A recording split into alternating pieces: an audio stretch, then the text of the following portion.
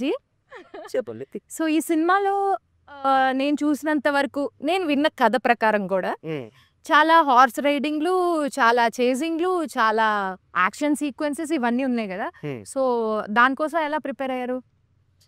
Horse riding అంటే classes తీసుకున్నానండి before shooting. 3 months తీసుకున్నాను. ఒక ఫస్ట్ మంత్లో 2 సార్లు పడ్డాను. పడి ఒక 1 week అలా పడుకోవాల్సి వచ్చింది, లేకపోయాను. తర్వాత చేసేసి ఇవన్నీ అంటే నార్మల్ ఇంకా ట్రైనింగ్. మామూలు ఇట్లా రోడ్డు మీద వాటి మీద కాదు, అడవిలో చేయాలి కదా. అదే చాలా చేస్తున్నప్పుడు ఒకసారి యాంకిల్ ట్విస్ట్ అయ్యింది. యాంకిల్ ట్విస్ట్ ఫస్ట్ షాట్ అది కూడా. ఫస్ట్ ఏంటి సార్ మీరు ఇంత కష్టం? పిల్లాడి సెకండ్ షెడ్యూల్ ఫస్ట్ షాట్. పిల్లాడిని ఇలా ఇబ్బంది పెట్టచ్చు అసలు? నాకేం ఇబ్బంది, నేను ఎంజాయ్ చేశాను. నేను జనరల్గా ఎంజాయ్ చేశాను. మీరు నా సైడ్ ఉంటారు అనుకున్నా. ఓకే, సో యాంకిల్ ట్విస్ట్ ని కూడా ఎంజాయ్ చేశారు. ఈ లెక్కన మీరు సినిమాని ఇంకెంత అంటే అక్కడ దాంట్లో పెయిన్ ఉండాలి, ఆ షాట్ లో చాలా పెయిన్ ఉండాలి. అది ఈజీగా ట్రాన్స్లేట్ అయింది. కావాలనే చేశారు కదా ట్విస్ట్. సినిమా ఏకైక ట్విస్ట్ అదే. ఇప్పుడు ఒక చిన్న హీరోయిన్ క్యారెక్టర్ లో there is a small twist అంటారా, దాన్ని ఏమంటారు? చెప్పేశారు. How was it playing deaf and mute person, which is very tough, and that too in your first movie itself. So how was it? Actually, ఈ character కోసం I also had to go through like a workshop process, and I spent a lot of time with kids who are deaf and mute.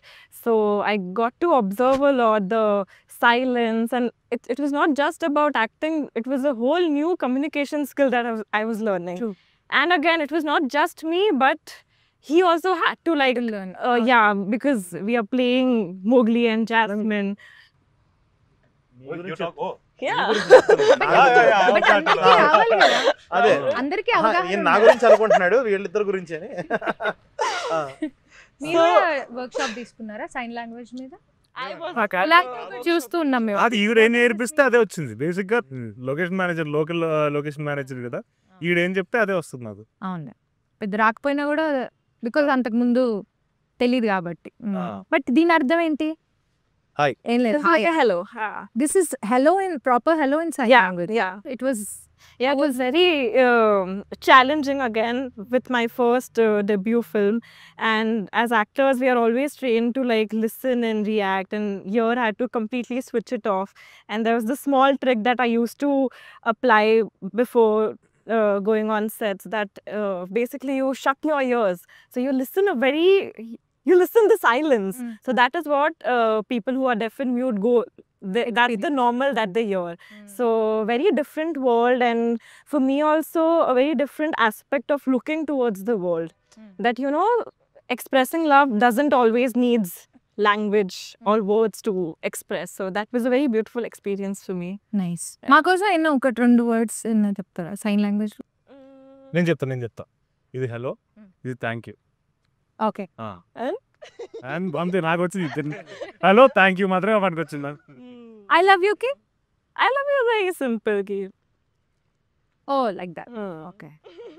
ఇలా ఇలా ఇలా అవేం లేవు కదా. Korean sign language. Understood. Parvathipuram రంపచోడవరంలో ఏంటి మీకు అంత అనుబంధం? మేము పుట్టి పెరిగిన నేల అది. సో అలాగా సినిమాలోనా?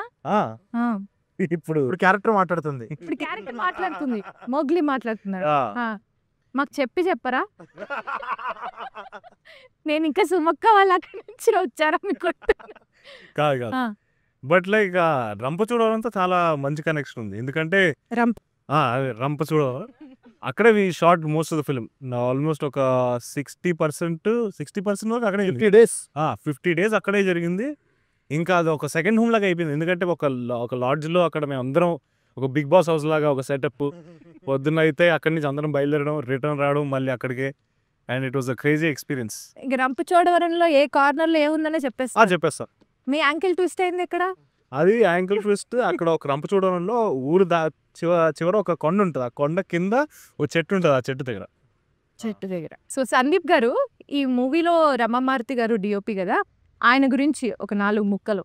Day 1 స్క్రిప్ట్ రాయడం మొదలుపెట్టిన దగ్గర నుంచి తను ఉన్నాడండి. తను యాక్చువల్లీ టైటిల్ కూడా పెట్టింది తనే. సో మేమేంటనంటే వేరే వేరే స్టోరీస్ మీద మేము క్యాజువల్గా ఐడియాస్ డిస్కస్ చేసుకుంటూ ఉండేవాళ్ళము. ఆ టైంలో స్టోరీ రాయడం స్టార్ట్ చేసిన తర్వాత తను కూడా వచ్చి మేమిద్దరం కూర్చొని ఇప్పుడు మీరు ఈ టీజర్లో కానీ వీటిలో కానీ చూస్తే ఆ విజువల్స్కి ఎక్స్ట్రాడినరీగా ఉన్నాయి యా visuals. అవి ఎందుకు అంత కథలో బ్లెండ్ అవుతున్నాయి అని అంటే డిఓపి కూడా వచ్చి కథ రాయటం వల్ల కథలో ఒక భాగం అవటం వల్ల మనకి ఆ రెండు చాలా కరెక్ట్గా ఒకదాన్ని ఒకటి కాంప్లిమెంట్ చేసుకుంటూ ప్రతి సీను అలా వచ్చింది. సో అంటే జనరల్గా అందరూ సినిమాల్లో బెస్ట్ షాట్స్ అన్ని తీసుకొచ్చి ట్రైలర్స్లో వాటిలో అవును, పెడతారు కదా. పెడతారు. మా దాంట్లో ఎక్కడి నుంచి ప్రతి ఏ best షాట్ shot. తీసినా కూడా వర్క్ అయ్యేలాగా ఆ లెవెల్ వర్క్ ఇచ్చాడు తను. సో తను కూడా ఏంటంటే అండి మోర్ దాన్ డిఓపి తను కూడా ఒక రైటర్. Hmm. ఆ రైటర్ అవ్వటం వల్ల తను కెమెరా ఆన్ చేసిన దగ్గర నుంచి రాస్తూనే ఉంటాడు. మళ్ళీ ఆ కెమెరా ఆన్ చేసి అక్కడ ఒక కథ చెప్తాడు తను. సో ఆ లెవెల్ ఆఫ్ ఇది పొగడ్తే కదా? పొగడ్తే అండి. ఆ కెమెరాతో రాస్తాడు, అది అడ్డదు. సో జస్ట్ లైక్ తను దొరకడం నా అదృష్టం. Hmm. సో జస్ట్ లైక్ నాకు ఒక స్ట్రెంత్ లాగా యాడ్ అయ్యాడు తను. అమేజింగ్. సో అదే ఇంకా ఇట్స్ లైక్ ఒక 81 4 ముక్కలు 2 ముక్కలు అదే అండి just 2 like ముక్కలా? మొత్తం 20 ముక్కల దాకా చెప్పండి. జస్ట్ లైక్ ఇప్పుడు దాకా 81 days ఆఫ్ జర్నీ. ఏ రోజు కూడా ప్రతిరోజు ఒక సీన్ బాగా రాగానే ఒకళ్ళనొకళ్ళు పిలుచుకోకుండా జస్ట్ ర్యాండమ్గా ఒక లుక్ ఇచ్చుకొని ఒక చిన్న స్మైల్ ఇచ్చుకుంటాం. ఇలాంటి okay we are doing something great అన్న ఫీలింగ్లో ఆ లెవెల్ ఆఫ్ సింక్ ఉన్న candidate. Very happy his work అసలు ఫెంటాస్టిక్. సో మీరు మూవీలో మ్యూజిక్ డిపార్ట్మెంట్లో మీ ఇన్వాల్వ్మెంట్ ఎంత ఉంటుంది? లైక్ ఇన్పుట్స్ ఏమైనా ఇస్తారా? లేకపోతే ఆయన ఎందుకు అంత ఆందోళనగా చూస్తున్నారు మేము? మీరు నన్ను కాదు ఈ క్వశ్చన్ మీరు నన్ను అడగాలి. మ్యూజిక్ డిపార్ట్మెంట్లో మీ ఇన్వాల్వ్మెంట్ ఎంత ఉందని నన్ను అడగండి. మీ ఇన్వాల్వ్మెంట్